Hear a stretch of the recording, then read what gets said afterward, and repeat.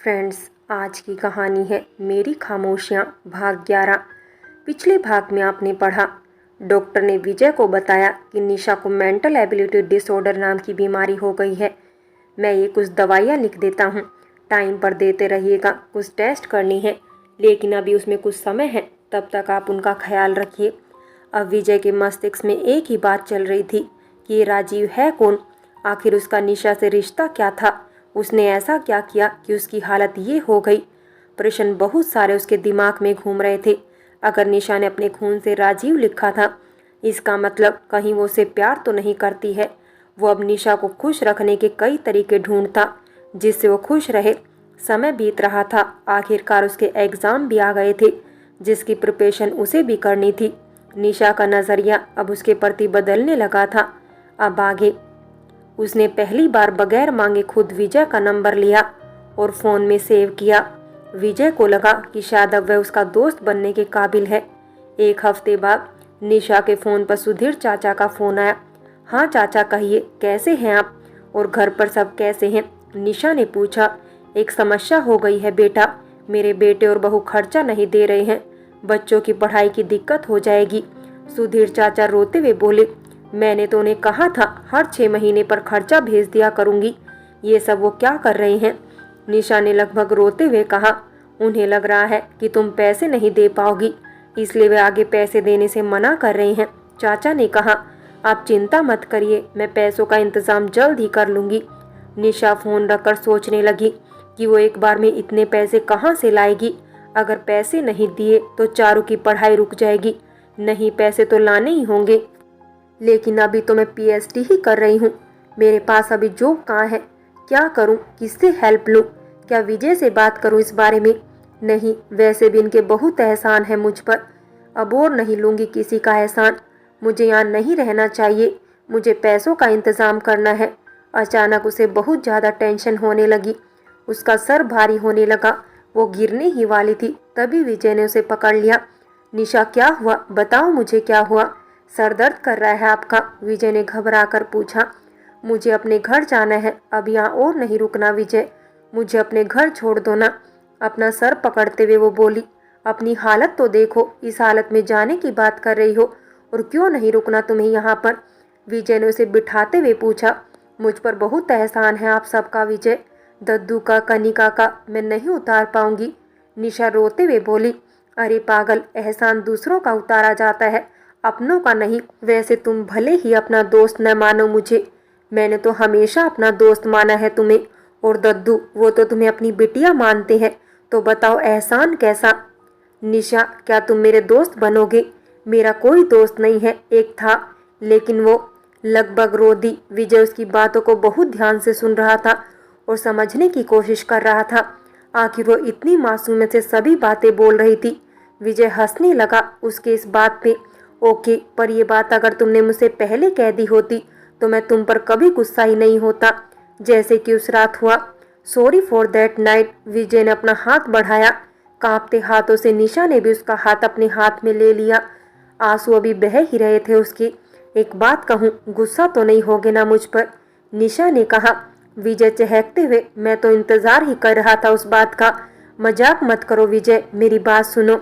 निशा थोड़ा खींचते हुए बोली, अच्छा कहो, मुझे एक पार्ट टाइम जॉब दिलवा सकते हो? दोपहर 12 बजे के बाद मुझे जॉब करना है। विजय ने कहा। जॉब? लेकिन क्यों? विजय उसे देखते हुए बोला, निशा प्लीज रीजन मत पूछो, तुम्हें नई नई दोस्ती की कसम है, मुझे जॉब करना है, मैं अपने रूम पर जाना चाहती हूँ। विजय प्लीज मना मत करना, मेरा आत्मसम्मान मुझे प्यारा है, मैं सच में यहाँ से जाना चाहती हूँ। विजय फिर वही बात। विजय बनावटी गुस्सा करते हुए बोला, निशा मैं मिलने आया करूँगी सबसे, और अब तो तुम्हारा नंबर भी है मेरे पास में, फ़ोन कर लूँगी। विजय उसे मना नहीं करना चाहता था। आज पहली बार वो उसे इतने अच्छे से बात कर रही थी, पहली बार उसने दोस्ती का हाथ बढ़ाया था, पहली बार उसने उससे कुछ मांगा था, वो मना ना कर सका। विजय ने उसी टाइम ढेरों विज्ञापन देखे, लेकिन कोई भी पार्ट टाइम जॉब देने के लिए तैयार नहीं था। वो भी दोपहर के बाद। लखनऊ में एक नई company BB group of industries के पोस्ट पर पार्ट टाइम जॉब के लिए आवेदन मांगा गया था। विजय ने निशा को ये बात बताई और उससे इस पर अप्लाई करने को कहा। निशा ने इस पर अप्लाई कर दिया। कल उसका इंटरव्यू होने वाला था और कल ही विजय का एमकॉम का लास्ट पेपर भी था। कल के लिए कॉन्ग्रेचुलेशंस, विजय फोन पे बात करते हुए निशा से बोला। अभी जॉब मिली नहीं है कि बधाई दे रहे हो? निशा ने हंसते हुए बोला। मिली नहीं है लेकिन मिलेगी तो तुम्हें ही। शर्त लगा सकता हूँ, विजय बोला। निशा अच्छा, शर्त लगा लोगे तो क्या लोगे? विजय 1 कप चाय आपके रूम पर। ओके डन, निशा ने कहा। सुबह जल्द ही शोध से रिलेटेड काम निपटाकर वो इंटरव्यू के लिए तैयार हुई। जल्द ही वो इंटरव्यू वाले रूम में थी। उसके साथ ही कुछ लड़कियां जो अंदर गई थी, चेहरा लटक रहा था उनका। ये सब देखकर निशा को भी लगा पता नहीं जॉब मिल भी पाएगी या नहीं। फिर सुधीर चाचू की बात याद आ गई उसे। उसने ठान लिया कुछ भी हो जाए उसे ये जॉब चाहिए तो चाहिए। जब वो रूम के अंदर गई तो उसे पहला प्रश्न यही पूछा गया कि आपने ब्लैक रंग का सूट क्यों पहना है? इंटरव्यू में ऐसे कलर के कपड़े नहीं पहनने चाहिए। निशा ने जवाब दिया, सर ये काला रंग है जो ये दर्शाता है कि ये सभी रंगों को एक साथ खुद में मिला लेता है और अंधकार का प्रतीक है। ये काला रंग ही एक ऐसा रंग है जो ये बताता है कि अगर प्रकाश को पाना है तो अंधकार के रास्ते पर निकल जाओ। आगे उसका गला रुंध गया। उसे कुछ याद आ गया। तीनों इंटरव्यू लेने वाले बहुत प्रभावित हुए उससे। एकेडमिक क्वालिफिकेशन देखने के बाद उन्होंने उसे एमडी की पर्सनल सेक्रेटरी की जॉब देनी चाहिए। निशा की खुशी का कोई ठिकाना नहीं था। उसने झट से सभी पेपर्स पर साइन कर दिया। कई कर्मचारियों ने उसे बधाइयां दी। नेहा जो वहां की मेटल डिजाइनर थी, निशा के पास आकर उसे सभी चीजें समझा गई। नेहा कल टाइम पर आ जाना। ओके सर थोड़े गुस्से वाले हैं, लेट मत करना, ठीक है ना? By the way congratulation. Nisha Khushi थे। थैंक यू, मैं टाइम पर आ जाऊंगी, शिकायत का एक भी मौका नहीं दूंगी। नेहा ने कहा, गुड, यही उम्मीद है आपसे। आज निशा जब वहां से बाहर निकली तो उसके चेहरे पर आत्मविश्वास था। वो फिर से वो पहले वाली खुशी बनना चाहती थी जो लोगों से मिलती थी, उनसे हंस के बातें करती थी। अब सुधीर चाचू को दिक्कत नहीं होगी खर्चा चलाने में, बच्चों की पढ़ाई भी नहीं रुकेगी, मैं सब ठीक कर दूंगी। उसने विजय को फोन करके सारी बात बताई। विजय ने भी उसे बधाइयां दी। विजय ऐसे खाली खाली नहीं चलेगा, निशा के चाय पर आ जाना। विजय खाली चाय, पकोड़े भी चाहिए मुझे। निशा मैं बना दूंगी, ठीक है। अच्छा बताओ पेपर कैसा रहा तुम्हारा? विजय अरे बहुत कठिन था, लेकिन 80 नंबर का तो करके ही आया हूँ, पास तो हो ही जाऊंगा कैसे भी। निशा शर्त लगाओगे, तुम पहले स्थान पर आओगे। विजय अच्छा, बहुत नॉलेज है आपको शर्त की, कहाँ से सीखा? निशा तुमसे, अब बताओ लगाओगे? विजय ओके, अगर बैट हार गया तो मैं जो पूछूंगा वो सच सच बताओगे। निशा उसका इशारा समझने की कोशिश कर रही थी। ठीक है, और अगर उल्टा हुआ तो मैं जो कहूंगी वो करना होगा। विजय ठीक है, पक्का वादा। दोनों पुनः शाम तक मिलते हैं उसके रूम नंबर 13 पर। विजय बहुत ही ज्यादा जुड़ चुका था निशा से, लेकिन वो उसके बारे में क्या सोचती है ये पता नहीं था उसे। उसके घर जाते वक्त वो दवाइयाँ लेता गया। डॉक्टर ने उसे कहा था कि वो परसों तक उसे हॉस्पिटल लेते आए, लेकिन ये बात वो निशा से कैसे कहे यही सोच रहा था। लेकिन अगले दिन निशा का ऑफिस में पहला दिन था। दोपहर 12 बजे कॉलेज से सीधे वो बीबी ग्रुप इंडस्ट्रीज पहुंची। उसने पहला कदम नए सफर की ओर बढ़ाया। पहला कदम था, उसकी आंखों में उम्मीदें थी कुछ करने की, बीते हुए कल को भूलने की। नेहा ने फाइल देकर सीधे उसे आर के सर के रूम में भेजा। अंदर पहुंचकर वो अंदर से ही कांप गई। उसके सामने उसका अतीत खड़ा था, आर के उफ राजीव कुमार बंसल। चारों ओर साए साए की आवाजें गूंजने लगी।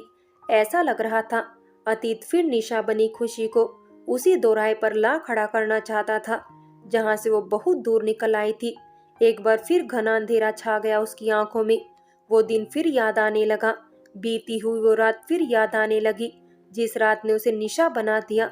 हमेशा प्रकाश में जीने की चाहत रखने वाली खुशी आज फिर अंधेरे के आगोश में समा जाना चाहती थी। राजीव को अपनी आंखों के सामने देखकर उसके पैर वहीं जम गए, होंठ कांपने लगे, आंखें लाल हो चुकी थी, पलकें झपकना बंद हो गई। काजल भी अपनी बारीकियों को बड़ी ही गहराई से बाहर निकालकर झांकने के लिए मजबूर होने लगे। उसके हाथ से उसकी फाइल छूटकर नीचे गिर गई और वो 3 साल पहले की स्मृतियों में खो गई। उस रात स्टोर रूम में, राजीव तुम जो कहोगे मैं करूंगी, राजीव मुझे जाने दो, मैं तुमसे भीख मांगती हूँ, प्लीज मेरा हाथ खोल दो। खुशी का रुदन बहुत ही बढ़ चुका था। राजीव, नहीं मिसेज राजीव बंसल, इतनी आसानी से तो तुम्हें नहीं छोड़ूंगा। आज रात तुम्हारी सेज सजा दूंगा। अपनी बेल्ट निकालते हुए वो खुशी के दोनों हाथों को बांधने लगा। खुशी रोते हुए बोली, यू हर्ट मी राजीव, मैं तुम्हारी पत्नी हूँ। आ राजीव, वो चीखी। बेल्ट की जकड़न बहुत तेज थी। राजीव, मैं भी तो कब से यही कह रहा हूँ खुशी जी, पत्नी हो मेरी, इसलिए तो ये सब करना जरूरी है तुम्हारे साथ में, वरना कल को कहीं ये मत कह दो कि मैंने तो अभी तक कुछ किया ही नहीं तुम्हारे साथ में। खुशी ने कहा, बीवी हूँ इसलिए मुझे टॉर्चर कर रहे हो ना, लेकिन मेरी गलती क्या है राजीव? राजीव, एकदम चुप। तुमने शादी से मना क्यों नहीं किया?